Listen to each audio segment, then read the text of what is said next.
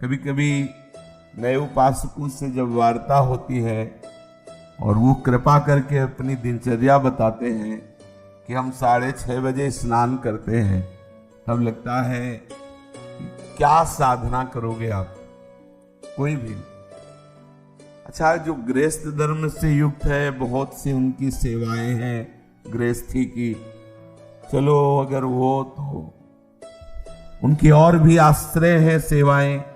अपने जो वैराग्य मार्ग के पथिक हैं, इनको तो एक ही है, केवल भजन, दूसरा कोई। अगर आप किसी भी तरह प्रमाद स्थिति करते हैं और 6:30 बजे तक सोते हैं तो संशय है आपके ब्रह्मचर्य पर, नहीं रह सकते ब्रह्मचर्य। जो शास्त्र और शास्त्र वेत्ता महापुरुषों ने अनुभव किया, 4 से और 6 बजे के बीच में जो शयन करता है, ब्रह्मचारी हो ही नहीं सकता, ब्रह्मचर्य रह ही नहीं सकता।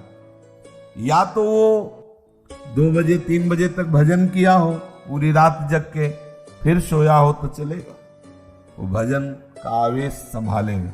ये ब्रह्म मुहूर्त का समय और उपासक शयन करे, बहुत बड़ी हानि है। मान लीजिए सत्संग सुनते हैं आप सब जन, बहुत कृपा है आपके ऊपर, लेकिन परिवर्तन नहीं हो रहा भाई। अगर आप 6:30 बजे, तो अच्छा नहीं, बिल्कुल अच्छा नहीं, बिल्कुल अच्छा नहीं। ये दिनचर्या तो बिल्कुल ठीक नहीं है। आप लोग सावधान हो, जो भी हो सावधान हो जाइए। ये बिल्कुल आपके जीवन के लिए घातक दिनचर्या है। 2 बजे बहुत उत्तम है उठना, नहीं तो 3 बजे, आखिरी 4 बजे। साधक होके 4 बजे के बाद शयन कर रहा है, मुझे तो नहीं लगता। किसी भी स्थिति में हमें लगता है कि दवा खवा दी जाए तो नहीं कहते, नहीं तो किसी भी स्थिति में कोई बीमारी, कोई भी ऐसा रोग अपना प्रभाव नहीं रखता जो दिनचर्या को बाधित कर दे। ये देखा है, ये केवल प्रवचन नहीं, देखा है, जीवन को देखा है। कुछ भी दिनचर्या में अपार सामर्थ्य देखा, अभ्यास में अपार सामर्थ्य है। देखो, सामने पट्टी बंधवा दी गई और धनुष बाण ले लिया और शब्द दूर किया जा रहा है अन्य दिशा में, शब्द वेधी बाण संचार। अभ्यास देखो, आंख में पट्टी बंधी हुई है, शब्द किस दिशा से हो रहा है, एक श्रवणेंद्र से देखना है और बाण वही संधान करना जहां से शब्द निकला है। अभ्यास देखो, अभ्यास का प्रभाव देखो, कितने से चमत्कार अभ्यास में, लौकिक, और आप परमार्थ के पथिक, और आपका यह अभ्यास कि आप उठे और फिर सो गए। क्या मतलब, आपकी दिनचर्या क्या है? आप भगवद आश्रित, इसका मतलब प्रमादी थोड़ी है। आप भगवद आश्रित, इसका मतलब प्रपंची थोड़ी है। अहम का त्याग करके भगवद आश्रित होकर हम भगवत मार्ग में चलने वाले पथिक हैं। इसलिए सबसे प्रार्थना है, जो पीछे हुआ आज से एक नई दिनचर्या आप देखो। जो पूर्व की दिनचर्या ठीक है तो उसे लिखो, नहीं तो सुधार करके और स्वयं श्री जी के सामने वो दिनचर्या रखो। दिखाने की जरूरत नहीं है, बहुत बार देख लिए, बहुत बार रजिस्टरों में रखा हुआ है सब दिनचर्या। अभी आ जाएगी उठ के, 2 बजे उठे, 3 बजे ये, 4 बजे वो, 5, हो सकता है जिस दिन लिखो उस दिन 2 बजे उठ जाओ, कि आज उठे, पक्का उठे, सत्य कह रहे हो, 2 बजे लिख दिया।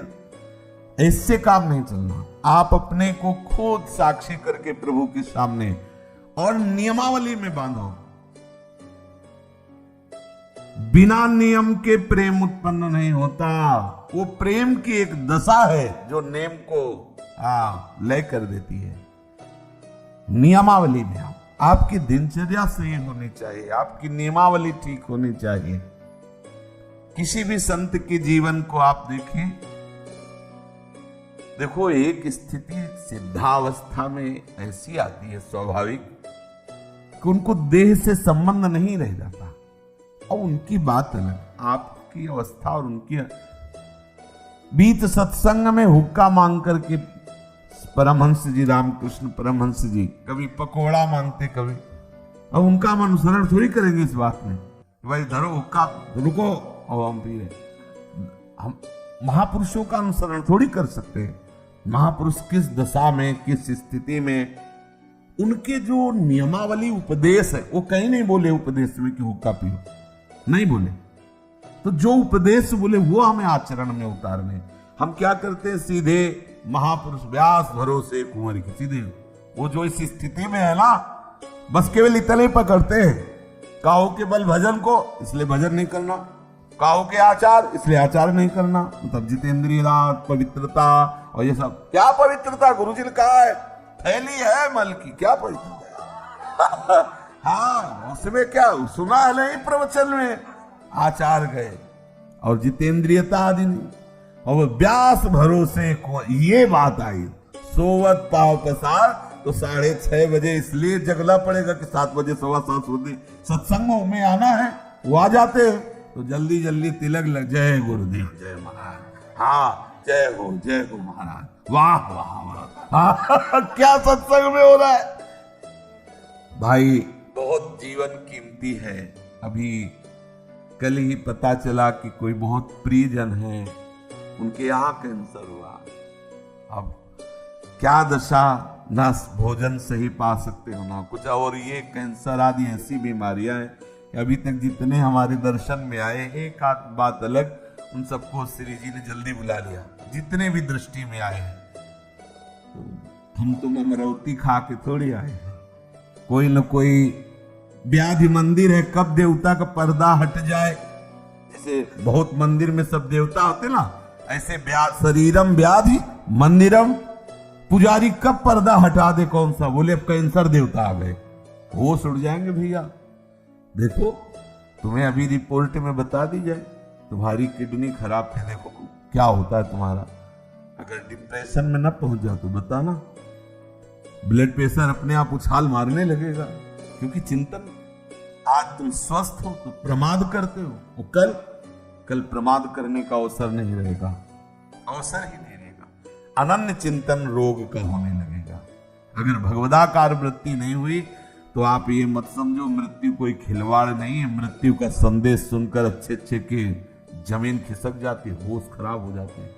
कैंसर, अब न रात में नींद न दिन में चैन, अनन्य चिंतन उसी का शुरू। अब क्या करें, घबराहट, थोड़ी थोड़ी देर में मरना है तो जो दुकान मकान पति पुत्र परिवार जितना सब वो सब काटने दौड़ता है, ये सब छूट जाएगा। भजन, भजन कोई साधारण वस्तु है। इसलिए भर्तृहरि जी महाराज कह रहे हैं, यावत स्वस्थमिदम गृहम कलेवरम यावत च दूरे जरा। जब तक बुढ़ापा दूर है, जब तक तुम्हारे शरीर में रोग कोई नहीं हो जा रहा, होगा ऐसा थोड़ी कि तुम कोई लिखवा के लाए कि नहीं होगा। जब ऐसे परमहंस को कैंसर हो सकता है, रामकृष्ण परमहंस जी को, पूज्य भाई जी के उदर में कैंसर हो सकता है, वो फिर अपने लोग तो अधिकारी है इस दंड के, अपने लोग तो अधिकारी न जाने कितने। इन भजनानंदी महापुरुषों के शरीर में ऐसी व्याधियां हो सकती है, तो अपने लोगों को तो पूरा रजिस्टर रखा हुआ है।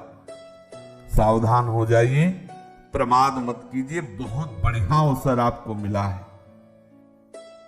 भगवत चरणारविंद का आश्रय और सतत जप, ये बिल्कुल खुली दो बातें हैं, ज्यादा इनमें समझने की जरूरत नहीं।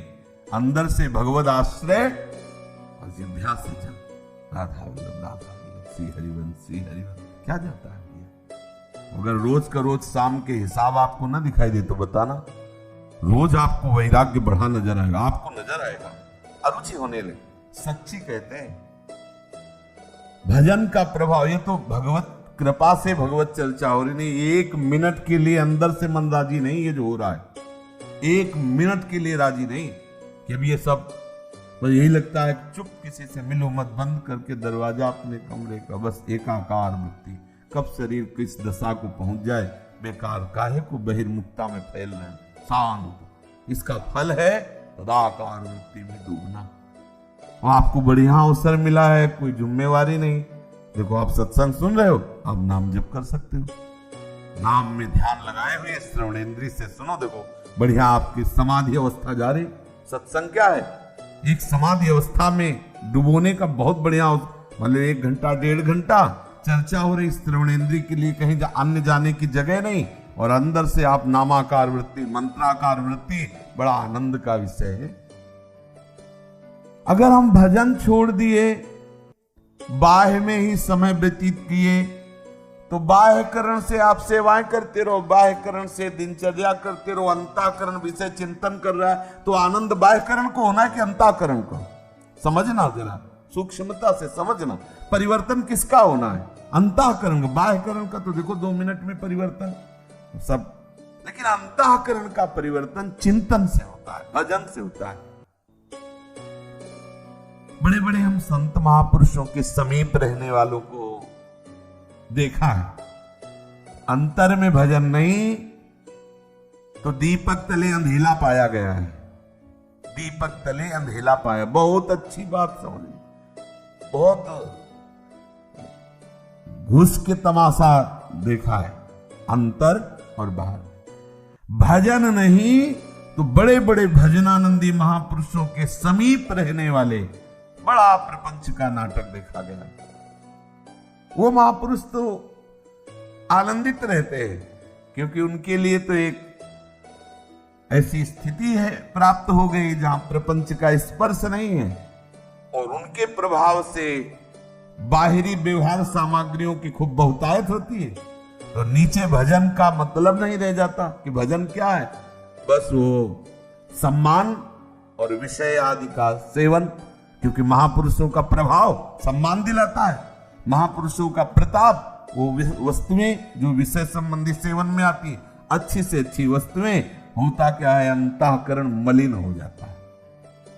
इतने बड़े महापुरुष के समीप रहते हुए अंतःकरण और इतना मलिन हो जाता है कि महापुरुषों पर भी अपराध कर बैठता है। जिनके प्रताप से पोषित होता है वो वहीं अपराध कर बैठता है। इसलिए प्रधान बात है, अंतर में आपका साधन चलना चाहिए, अंतःकरण आपका भगवत चिंतन में रहे। खुली बात समझ लीजिए, बाह्यकरण से बाह्य पवित्रता होती है, अंतःकरण से अंतःकरण की पवित्रता होती है। बाह्यकरण और अंतःकरण दोनों भागवतिक हो जाए तो स्वभाव का परिवर्तन हो जाता है, स्वभाव का परिवर्तन होता है तो स्वरूप का अनुभव हो जाता है। जो हमारा सखा भाव, गोपी भाव, सहचरी भाव का भाव स्वरूप है, उसकी प्राप्ति हो जाती है। इसलिए भैया चूको मत, बहुत बढ़िया अवसर, बड़ा घबराहट का विषय है। जब ये शरीर पीड़ा से युक्त होता है तो केवल प्रभु ही ऐसे जो हमें बचा सकते हैं, नहीं तो जब शरीर स्वस्थ होता है तो अहंकार देवता अपना नाटक करवाते रहते हैं, और जब अस्वस्थ हो जाता है तो मने राम उसी अस्वस्थता का चिंतन, बड़ा क्लेश में। और इस संसार से मुक्त हो जाइए। अगर आप सोच रहे हो तो दिन प्रतिदिन ऐसा भयावह संसार का स्वरूप आएगा, पूछो मत। इससे मुक्त होना ही अब एक उपाय रह गया है। अब हम ये नहीं कह सकते कि जन्म जन्म, क्योंकि महामारियां, नाना प्रकार की प्रतिकूलताएं, नाना प्रकार की व्यभिचार, नाना प्रकार के खान पान की मलिनताएं ये कलिकाल में बढ़ती ही चली जाएंगी और उसका प्रभाव पड़ेगा। जैसे बाहर रोड में यदि गंदा कोई इत्र डाल दिया जाए तो उसकी खुशबू सबको आएगी, अच्छा डाल दिया जाए तो अच्छी आएगी। ऐसे ही सृष्टि में जो भी भयानक से भयानक आचरण होंगे, जो भी बुरे आचरण होंगे, पूरी सृष्टि पर उसका प्रभाव पड़ता है। अगर कोई बच सकता है तो भजन के प्रभाव से बच सकता है, नहीं तो प्रभाव से, जैसे सर्दी का प्रभाव सबके ऊपर पड़ रहा है, पर जो कंबल ओढ़े बच गया। अगर कहीं भी कुछ भी मलिनता का आचरण होता है तो पूरी सृष्टि पर उसका प्रभाव पड़ता है, वो समझ में नहीं आता। अगर कोई बच सकता है कलयुग की कुचाल से तो भजन, केवल भजन, दूसरा कोई उपाय नहीं। भजन करके भगवत धाम में स्थित हो जाओ, प्रभु को प्राप्त हो जाओ, नहीं बहुत दुख भोगना पड़ेगा। अभी प्रमादी मन है तो देख लेंगे, अरे देख लेंगे, होश खराब हो जाते हैं, मृत्यु सुखद लगने लगती है, ऐसे ऐसे कष्ट आते हैं कि वो चाहता कि मुझे कोई मार दो। सच्ची मानना, हमने देखा है, चाहता है कि इस दशा से तो अच्छा है कि मुझे मार दो। भाई मरना थोड़ी हमारा समाधान होगा, भगवत प्राप्ति समाधान। इसलिए बेचैन हो जाओ भगवत प्राप्ति के लिए। प्रेम की चलो बड़ी ऊंची बात है, लेकिन इतना तो रख लो कि अब प्रभु मुक्त करो इस नरक से, ये नाना प्रकार के क्लेशों से। कितने बंधे इस शरीर में। अरे आप देखो, ज्ञान की बातें चाहे जितनी करो, जब इसकी रिपोर्ट आती है ना तो एक बार चेहरा गिर जाता है किसी का भी हो। जब हाथ में बताई जाती है रिपोर्ट की ये है, एक बार ऐसे क्रिटेनाइन और पोटेशियम, अब डायलिसिस शुरू होगा। हाँ एक बार तो फिर वो अरे कोई शरीर है क्या, वो जब चिंतन, तब फिर आनंद की अच्छे अच्छे को। एक बार जब प्रलंबासुर ले गया ना बलराम जी को, तो एक बार वो भी उदास हो गए थे, फिर उनको स्वरूप को फिर घुसा मारा। तो ऐसे ही साधक प्रहार करता है, अरे किसी भी विकार पर, अरे नहीं हम तो प्रभु के आश्रित हैं, प्रभु के दास है, पर इतना प्रहार करने लायक बन जाओ, आपकी ऐसी मनोवृत्ति भगवदाकार हो कि आप प्रहार कर सको। इसलिए भाई सावधान रहो, ये सुबह 6:30 बजे तक सोना ये ठीक नहीं है। आप सो करके सोने को गवा रहे हैं, ये सोने का समय है, सोने का, स्वर्ण का। और क्या बोले, सोने का समय गुरु जी का, खूब सो आलम से, ऐसा नहीं, ये स्वर्ण समय है, ब्रह्म मुहूर्त। खूब ना, हमारे लिए तो हर क्षण ब्रह्म मुहूर्त है, ये तो केवल एक दिनचर्या के लेकर नहीं, हर समय हमारा ब्रह्म मुहूर्त है। हम प्रभु में लगे हुए हैं, इसलिए हर समय प्रेम में प्रभु का चिंतन हो रहा है, हर समय हमारे लिए महामंगल में महापावन है। देखो आप सबसे प्रार्थना है, बहुत सोच समझ के दिनचर्या बनाए, और जो दिनचर्या बनाए 10-12 वर्ष उसमें कोई विक्षेप नहीं होना चाहिए। आज गए 5 घंटे यमुना के किनारे बैठ गए, 5 दिन गए ही नहीं, ये रसिकों की दिनचर्या नहीं। ये वृंदावन की उपासना में दिनचर्या एक आपकी नियमावली। या तो आप ऐसी स्थिति में कि 5 दिन आपको शरीर शुद्ध नहीं रही तो कोई बात नहीं, दिनचर्या का फल मिल गया। आपकी दिनचर्या एक ऐसी होनी चाहिए जो बने तो कम से कम 10-12 वर्ष तो एक रस चलना चाहिए। आज ये कल वो, फिर परसों बदल गया, फिर अलग बदल दिनचर्याएं रजिस्टर में लिखी रखी रह गई और हमारी कुछ और ही दिनचर्या चल रही। भाई ऐसा मत कीजिए। भगवत मार्ग के पथिक, चाहे आप गृहस्थ हो विरक्त हो, बहुत सोच समझ कर दिनचर्या बनाइए। आप 10 मिनट यदि भजन में बैठते हैं तो ठीक टाइम पर बैठिए, और बहुत काल तक वो समय भजन में दीजिए कि हम 10 मिनट बैठते हैं तो हम 10-12 वर्ष तक 9 मिनट नहीं होने देंगे, 10 मिनट तो बैठेंगे, और हमें मिलेगा तो हम माया से खींच कर और समय बढ़ाते घटने नहीं देंगे। ये दिनचर्या का भाव होता है अपने मन को बांधना। दिनचर्या का मतलब होता है हम अपने मन को संपूर्ण समय के द्वारा इष्ट में फांस रहे हैं, बांध रहे हैं, इस समय ये, इस समय ये, इस समय ये, और उसको नियम पूर्वक बांधना। कभी परिक्रमा चल रही तो कभी कुछ, कभी कुछ, कभी सब बंद, कमरे में पड़े शयन कर, ऐसी नहीं। एक आपके आहार की, विहार की दिनचर्या होनी चाहिए। बहुत अच्छा आहार मिल जाए तो भी एक संयमित, जो आपने आहार नियम लिया उससे ज्यादा नहीं होना चाहिए। ना मिले उस समय के बाद, आपको सच्ची बताए, यदि आपकी दिनचर्या सही है तो समय के बाद आहार करने की इच्छा ही खत्म हो जाती है। अगर आपका समय कि इस समय से इस समय तक आप प्रसाद लेते हैं, अगर नहीं मिले तो उसका चिंतन खत्म, उसकी इच्छा ही खत्म। अब अगले टाइम जब पाते तब फिर आए। बहुत बड़ा नियम में बल होता है, बिना घड़ी। ब्रह्म मुहूर्त में उठने के फायदे और न उठने के नुकसान। ब्रह्म मुहूर्त सुबह 3:30 के बीच का समय को हिंदू शास्त्रों में दिन का सबसे शुभ समय माना गया है। यह समय ध्यान, योग और आध्यात्मिक साधना के लिए आदर्श है। आधुनिक विज्ञान भी मानता है कि इस समय वातावरण शुद्ध और ऊर्जा से भरा होता है। आज के युग में जब जीवन तनावपूर्ण और व्यस्त हो चुका है, ब्रह्म मुहूर्त में उठने की आदत स्वास्थ्य, मानसिक शांति और जीवन शैली सुधारने में सहायक हो सकती है। ब्रह्म मुहूर्त में उठने के फायदे। अन्न, शारीरिक स्वास्थ्य में सुधार। इस समय उठने से शरीर के हार्मोन सही संतुलन में रहते हैं। सुबह की ताजी हवा में ऑक्सीजन की मात्रा अधिक होती है, जिससे फेफड़ों को शुद्ध वायु मिलती है। यह समय व्यायाम और योग के लिए सबसे उत्तम है, जिससे हृदय और मांसपेशियों को ताकत मिलती है। पाचन तंत्र मजबूत होता है क्योंकि सुबह का समय शरीर की प्राकृतिक सफाई प्रक्रिया के लिए उपयुक्त होता है। टू मानसिक शांति और एकाग्रता। सुबह का समय ध्यान और प्राणायाम के लिए आदर्श है। इस समय मन शांत और स्थिर होता है, जिससे चिंतन और गहन विचार के लिए अनुकूल वातावरण मिलता है। एकाग्रता और स्मरण शक्ति बढ़ाने के लिए ब्रह्म मुहूर्त सर्वोत्तम समय है। 3. आध्यात्मिक लाभ। ब्रह्म मुहूर्त में उठने वाले लोग ध्यान, जप और प्रार्थना के माध्यम से आत्मिक उन्नति प्राप्त कर सकते हैं। इस समय की गई पूजा और साधना का प्रभाव गहरा होता है, जिससे मनुष्य ईश्वर के करीब महसूस करता है। 4. ऊर्जा और उत्साह में वृद्धि। सुबह जल्दी उठने से पूरा दिन ऊर्जा से भरा रहता है। दिनचर्या व्यवस्थित और प्रभावी बनती है। सुबह जल्दी उठने वाले लोग आमतौर पर अधिक सकारात्मक और आत्मविश्वासी होते हैं। स्वस्थ जीवन शैली का विकास। ब्रह्म मुहूर्त में उठने से सोने और खाने के समय में सुधार होता है। जल्दी उठने वाले लोग समय के पाबंद और अनुशासित होते हैं। यह आदत व्यक्ति को आलसी और अनियमितता से बचाती है। ब्रह्म मुहूर्त में न उठने के नुकसान। शारीरिक स्वास्थ्य पर नकारात्मक प्रभाव। देर तक सोने से शरीर की जैविक घड़ी प्रभावित होती है। मोटापा, मधुमेह और हृदय रोग जैसी समस्याओं का खतरा बढ़ जाता है।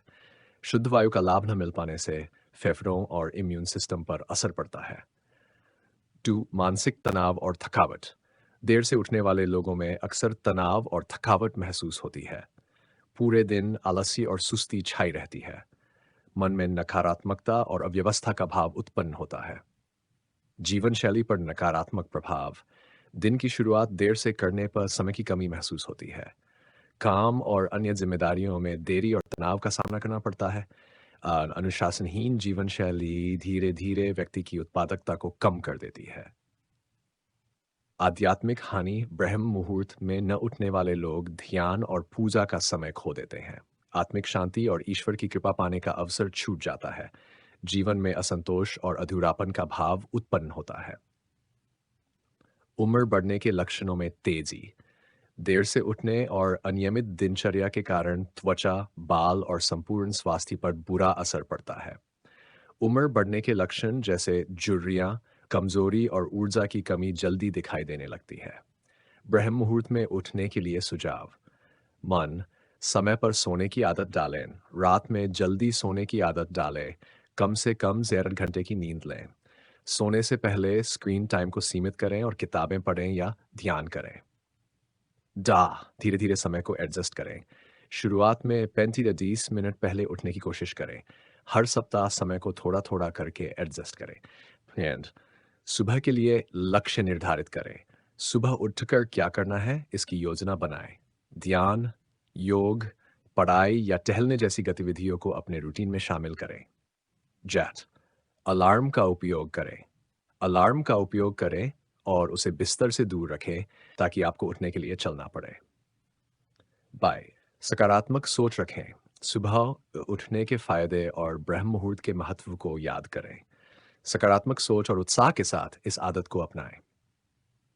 निष्कर्ष। ब्रह्म मुहूर्त में उठने की आदत न केवल शारीरिक और मानसिक स्वास्थ्य के लिए फायदेमंद है, बल्कि यह आध्यात्मिक उन्नति का भी मार्ग प्रशस्त करती है। वहीं इस समय न उठने से कई स्वास्थ्य और जीवन शैली संबंधी समस्याएं उत्पन्न हो सकती हैं। इस शुभ समय का सदुपयोग कर हम अपने जीवन को संतुलित, सुखद और उन्नत बना सकते हैं।